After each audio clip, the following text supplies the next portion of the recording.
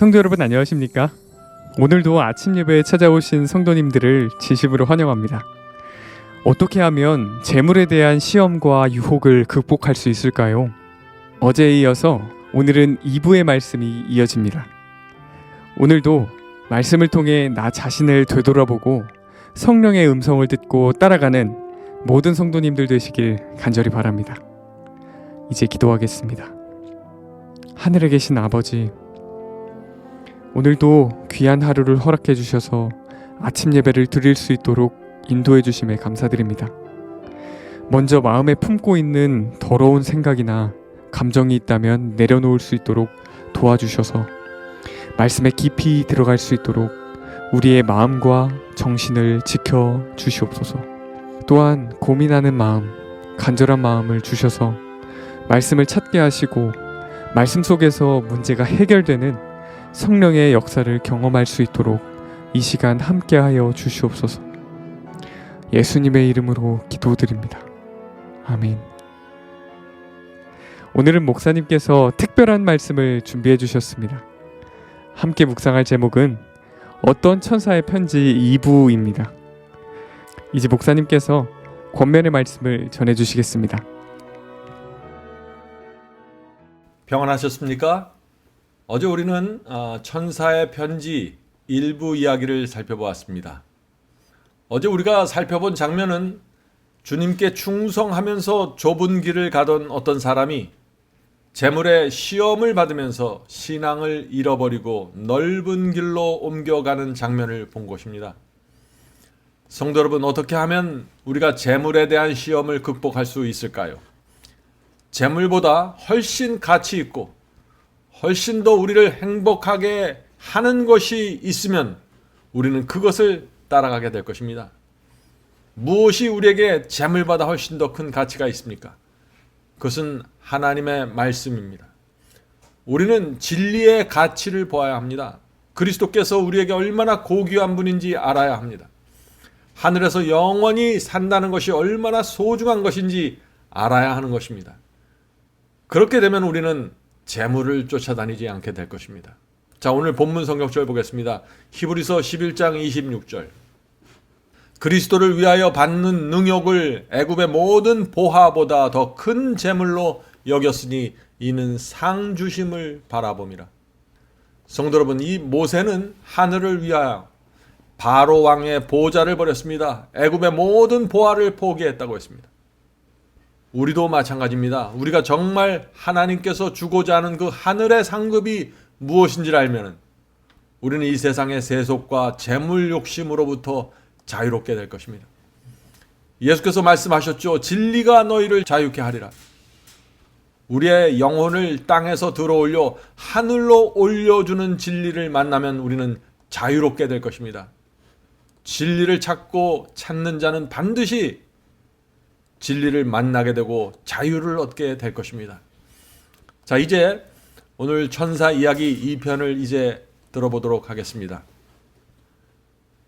친구야, 너는 오랫동안 주님을 충성스럽게 섬겼단다. 너를 바라보는 내 마음은 기쁨과 만족이었지.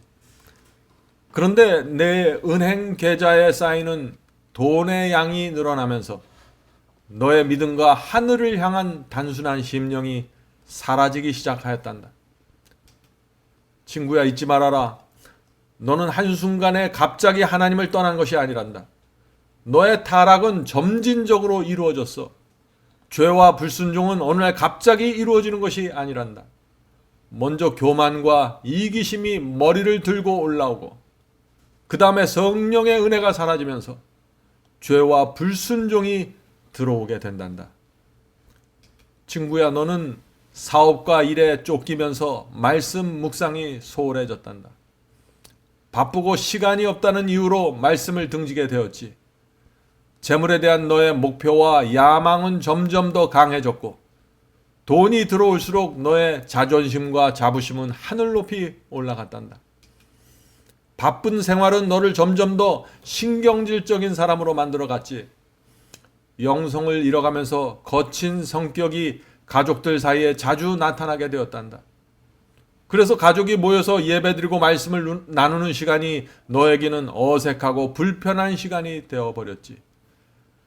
가정의 제사장인 네가 기도하지 않으면서 자녀들도 세상으로 끌려가게 되었단다. 친구야, 너에게 사업과 장사가 최우선이 되면서 주님과 말씀을 따라가는 일은 부수적인 일이 되어버렸지.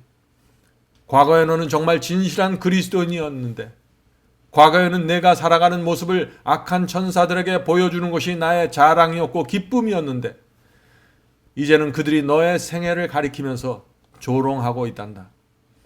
지금까지 너의 구원을 위해서 바쳐온 나와 동료들의 봉사를 비웃고 있단다. 과거에는 사탄과 악한 천사들이 주는 시험과 유혹을 물리치고 네가 승리할 때마다 그들은 날개를 감추고 어둠 속으로 도망쳐 버렸단다. 아, 그때는 정말 통쾌했었지.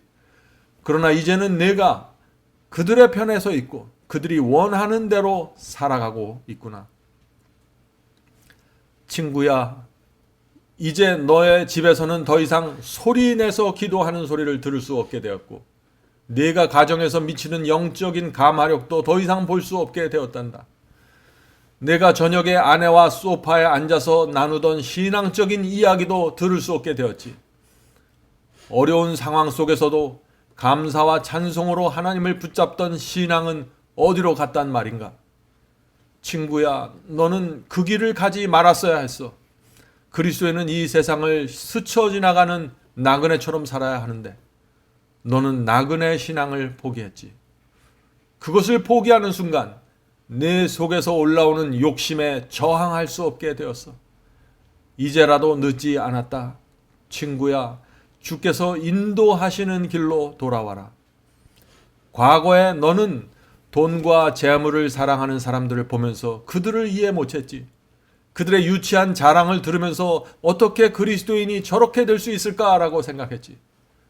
그런데 이제는 너에게서 그들이 했던 말과 그들의 태도와 표정이 나오고 있단다.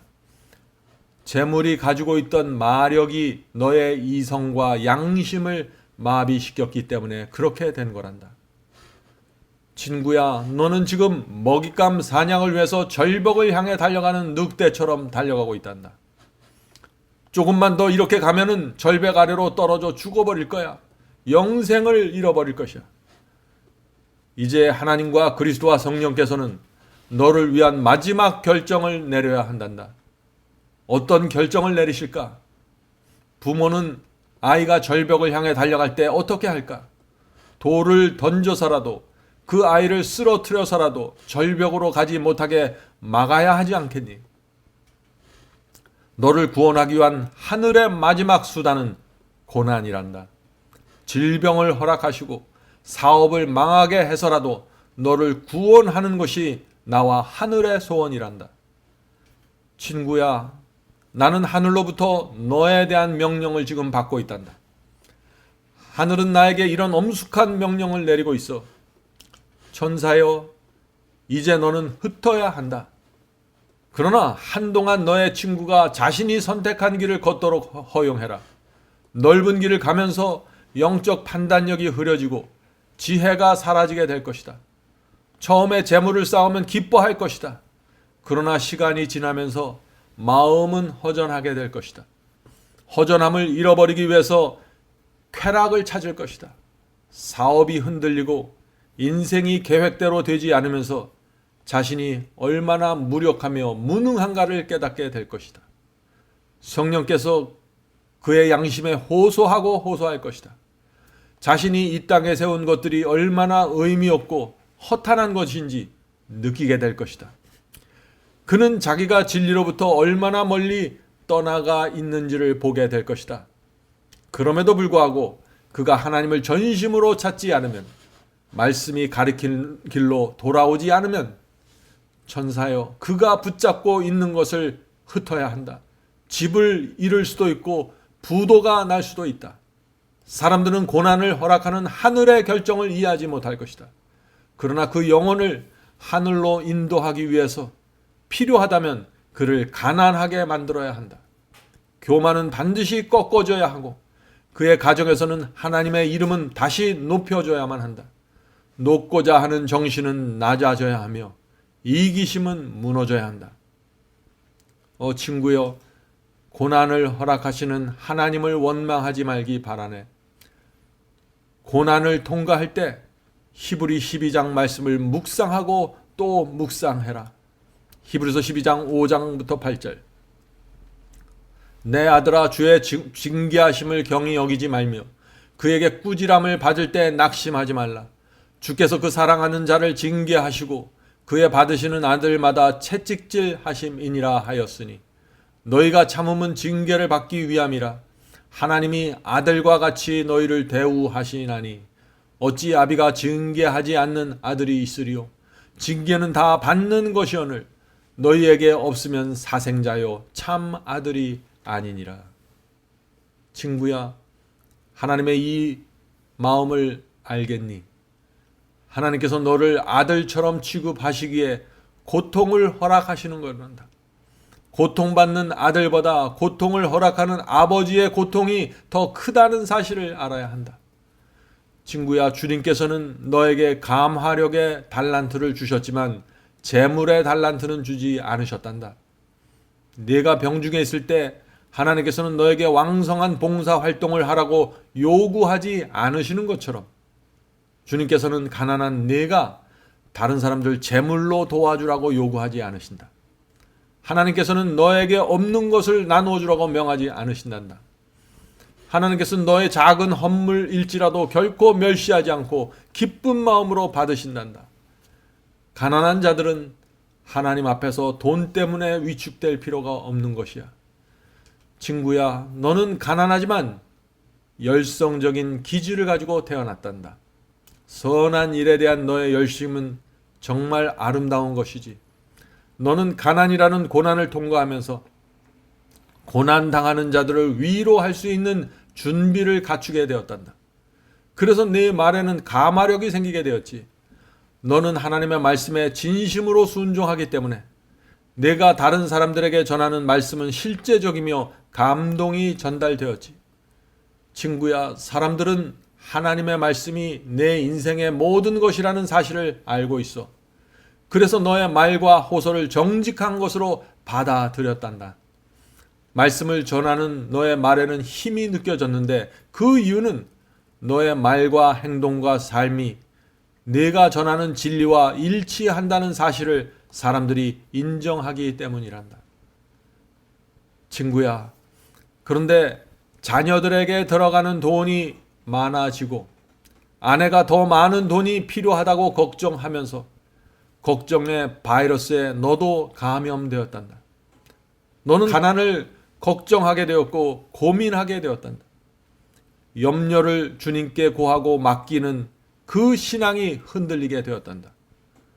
사탄은 옆에서 너의 흔들리는 모습을 보고 기회를 노리기 시작했단다. 사탄은 하나님께 이렇게 요구했단다. 하나님, 만일 저 사람에게 재물을 허락한다면 저 사람은 하나님을 버리고 재물을 섬길 것입니다. 그에게 재물을 허락하면 변심할 것입니다. 라고 도전했었지. 하나님께서는 사탄의 그 도전을 물리칠 수 없으셨어. 왜냐하면 만일 하나님께서 사탄의 도전을 거절한다면 사탄은 끊임없이 하나님께서 진실을 은폐하신다고 주장할 것이기 때문이지. 사탄은 너의 진정한 모습이 재물 앞에서 드러나게 될 것이라고 공언하였단다. 하나님께서는 네가 재물이 많을 때나 적을 때나 항상 하나님을 섬기는 너의 모습을 보여주길 원하셨어. 내가 사탄의 시험에서 승리하면 그 경험을 통해서 너의 성품과 믿음이 높이 올라가게 되는 것이 우리의 모두가 원하고 바라는 것이었어. 사탄은 내 앞에 재물을 던져주기 시작했다. 너의 경제적인 생활은 향상되기 시작하였어. 아내는 만족했고 자녀들은 행복해했지. 처음에는 내 신앙이 견고하게 유지되었어. 그러나 점점 더 많은 재물이 들어오면서 마음이 흔들리기 시작했단다. 너는 이렇게 생각했어. 먼저 아담한 집을 장만한 다음에 하나님의 복음을 위해서 재물을 드려야지. 너는 집을 사게 되었고 그 다음에는 집을 아름답고 편리하게 꾸미기 시작했어. 조금씩 돈 쓰는 재미를 느끼게 되었어. 하나님께서 너에게 부여한 사명과 책임을 결국 잊어버렸단다. 진리를 전하는 일에 대한 열정이 사라지게 되었단다. 너는 세상과 친구가 되었으며 하나님과 점점 더 멀어지게 되었단다. 친구야, 주님의 말씀을 잊지 마라. 누가복음 21장 34절. 너희는 스스로 조심하라. 그렇지 않으면 방탕함과 술 취함과 생활의 염려로 마음이 둔하여지고 뜻밖의 그날이 덫과 같이 너에게 임하리라. 너는 주님의 이 경고를 까맣게 잊어버렸단다. 너는 재물에 대한 시험을 넉넉히 이길 것이라고 자신했지만 시험이 실제로 너에게 오자 철저하게 실패하고 말았단다. 고린도전서 10장 12절. 그런즉 선줄로 생각하는 자는 넘어질까 조심하라. 친구야, 사탄이 마음에 들어오지 못하게 하기 위해서 항상 기억해야 할 4가지 표가 있단다. 깨어 있으라. 성경의 진리를 찾고 연구하라. 기도하라. 영혼을 구원하라. 너의 유일한 안전책은 이 4가지 구호를 붙잡고 사는 것이다. 친구야, 이 세상을 나그네와 파수꾼으로 살아야 한다. 죄를 안 지으려고 노력한다고 구원받는 것이 아니야. 나그네처럼 살면서 죽어가는 영혼을 구원해야 한단다. 그렇게 살면은 죄가 떨어져 나가고 물질의 시험으로부터 자신을 지킬 수 있을 거야. 가난했을 때 너는 늘 하나님께 기도하면서 도움을 간구했어. 기억이 나니? 가난했을 때에는 깊은 감화력으로 주변 사람들에게 말씀을 전하면서 살았어. 그런데 이제 너는 돈과 명예가 있어야만 사람들에게 영향을 미칠 수 있다고 생각하게 되었지. 사랑하는 친구여, 사람들이 너에게 던지는 찬사에 속지 말아야 한다. 그런 말에 귀를 기울이면 너도 모르는 사이에 교만해지고 경박하게 우쭐대는 정신을 갖게 된단다. 칭찬과 찬사는 너를 심각하게 망가뜨렸단다. 너는 정이 많고 너그러운 성격을 가졌단다. 그런 성격이 아직도 어느 정도 나타나고 있지만 네 자신을 부인하고 십자가를 지면서 주님을 전적으로 따르는 선까지는 가려고 하지 않는다. 내 마음 한 구석에는 네 자신을 높이는 정신과 재물에 대한 애착심이 숨겨져 있단다. 친구여, 지금 즉시 이기심의 늪에서 나와야 한다. 하나님께서 너에게 허락하신 재물을 그분의 영광을 위해서 사용하기로 결정해라. 내 자신을 축복의 통로로 만들어야만 한단다. 너를 위해서 재물을 쌓으면 영적 죽음으로 들어가게 될 것이야. 내가 아무리 그렇게 되지 않으려고 몸부림칠지라도 말이다. 돈은 내가 생각하는 것보다 힘이 세다는 사실을 잊지 말기 바랍니다. 살고자 하면 죽을 것이요 죽고자 하면 살 것이다. 친구야, 아직도 늦지 않았다. 하나님께서 너에게 준 진리의 빛을 버리지 말아야 한다. 하나님을 두려워하는 가운데 조심스럽게 생각하고 인생의 계획을 말씀 안에서 세워야 한다. 인간적인 꾀를 버리고 하늘에서 내려오는 지혜를 간구해라. 친구야, 이제 너는 두 세계를 보았다. 너는 가난한 자의 세상과 부자의 세상을 보았으며 하늘이 주는 평안과 세상이 주는 만족을 보았다. 하늘의 가치와 이 세상의 가치를 보았다. 이제 둘을 놓고 저울질해 보아라. 둘 중 무엇을 선택할지 결정해야 할 순간이 되었단다. 너를 에워싸고 있는 흑암의 세력을 물리칠 것인지 아니면 그 세력과 손을 잡고 이 세상을 한번 멋지게 살아볼 것인지 선택해야 할 때가 되었단다. 친구야, 아직도 돌이킬 수 있는 시간과 기회가 있단다. 너에게 주어진 재물과 감화력을 하나님의 영광을 위해서 사용하기 바란다. 너의 마음은 아직 성령의 감동을 느끼지 못할 만큼 완악해지지는 않았어. 하나님의 말씀이 내 앞에 제시될 때마다 여전히 너의 마음이 움직이며 반응하고 있음을 나는 안단다. 친구야, 부디 너무 늦기 전에 내가 걷고 있는 길에서 돌아서기를 바란다. 하나님께서 보시기에 가장 높은 가치를 지닌 사람은 겸손과 온유로 채워진 영혼이란다. 다시 모든 것을 하나님께 바치고 헌신해라. 그리하면 잃어버렸던 너의 확신과 영향력을 되찾을 수 있을 것이야. 친구여, 만일 내가 모든 것을 하나님께 바친다면 너도 사도 바울처럼 이런 고백을 할 수 있을 거야. 로마서 8장 35절부터 39절. 누가 우리를 그리스도의 사랑에서 끊으리요? 환난이나 곤고나 핍박이나 기근이나 적신이나 위험이나 가리랴. 내가 확신하노니 사망이나 생명이나 천사들이나 권세들이나 현재 일이나 장래 일이나 능력이나 높음이나 깊음이나 다른 아무 피조물이라도 우리를 우리 주 그리스도 예수 안에 있는 하나님의 사랑에서 끊을 수 없으리라. 아멘. 성도 여러분, 오늘 천사의 이야기를 들으면서 어떤 생각을 하셨습니까? 우리 마음과 생애를 주님께 드리는 한 이 세상 무엇도 우리를 하나님의 사랑에서 끊을 수 없습니다. 끊을 수 있는 것은 우리 자신입니다. 우리가 재물을 사랑하고 넓은 길을 가기로 선택한다면 그 하나님의 애타는 사랑도 어찌할 수 없는 것입니다. 이 세상 모든 사람은 재물 앞에서 자신의 운명을 결정하게 됩니다. 가난한 사람은 가난한 사람대로, 부자는 부자대로 돈에 대한 태도와 입장을 정해야 합니다.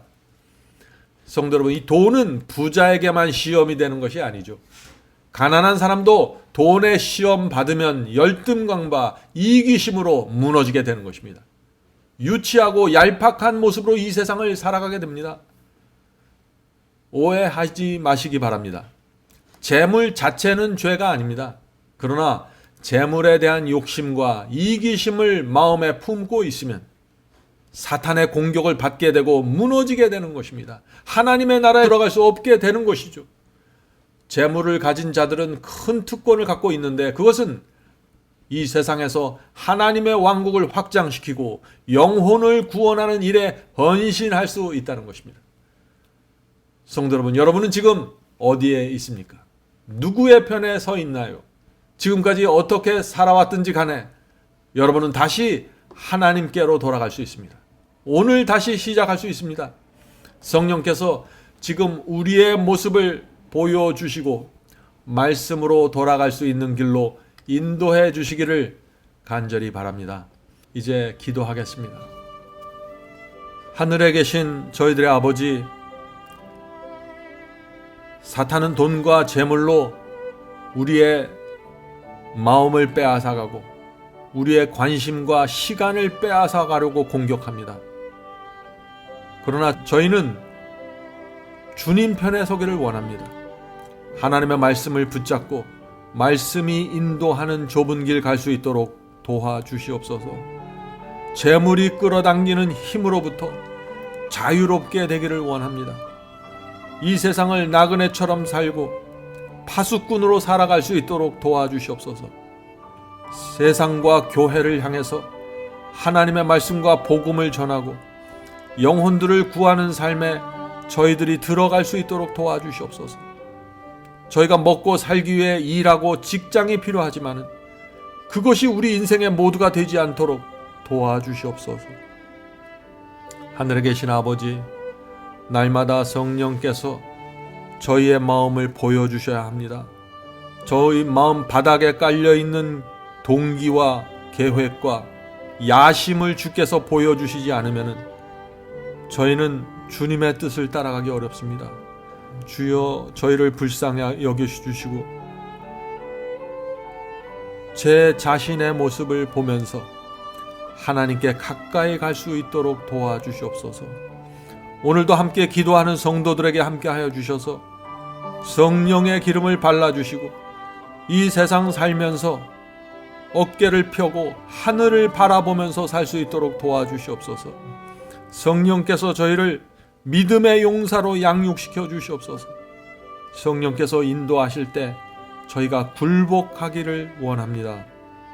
이 모든 말씀 예수님의 이름으로 간절히 기도드립니다. 아멘.